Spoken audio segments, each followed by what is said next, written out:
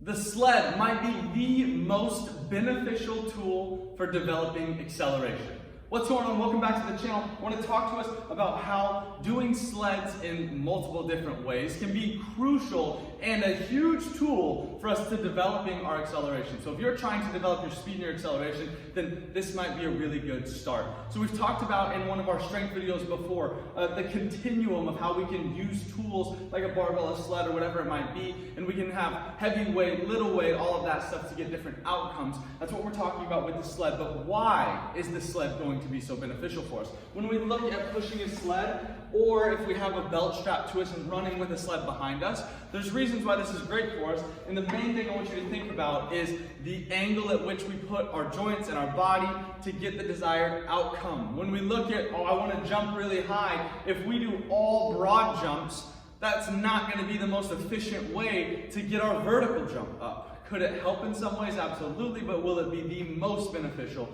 No. So when we think of sled pushes or sprinting acceleration, would a squat be the best way for me to develop my acceleration? Would it hurt? Absolutely not. Could it help? Absolutely. But is it the most efficient?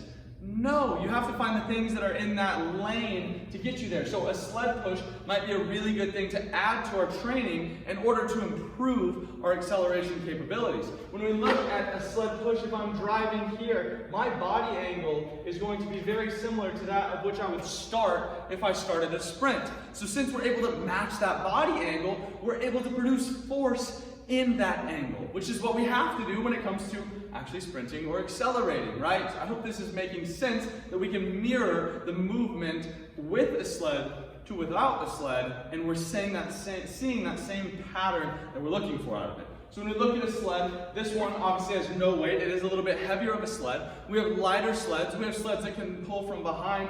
Bunch of different ways to do this. The idea, though, very simply, is we want to have the same angles we would have with sprinting or accelerating, and then we want to find ways to resist those, okay? The sled being a good tool for this if you have access to one.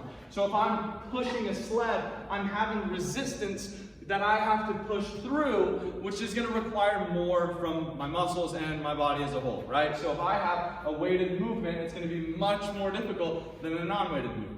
And when we look at the continuum of how do we train, when do we train, we want a variety, right? So we want to have sometimes we're doing a really light sled and we're super fast with it.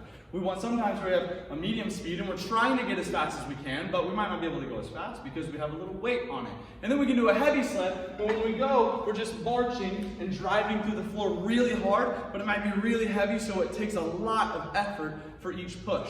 Then we need no sled and just run, right? So there's so many different levels to what we can do with this, but the idea for you is we need to use all of it. The question you can ask yourself then is, man, am I really not that strong? Do I not have that much muscle development and I'm trying to improve my acceleration, but I'm pretty quick? Well, maybe we need to do a little bit heavier sled work so that way we can really develop those muscles, get some strength so we can then apply it.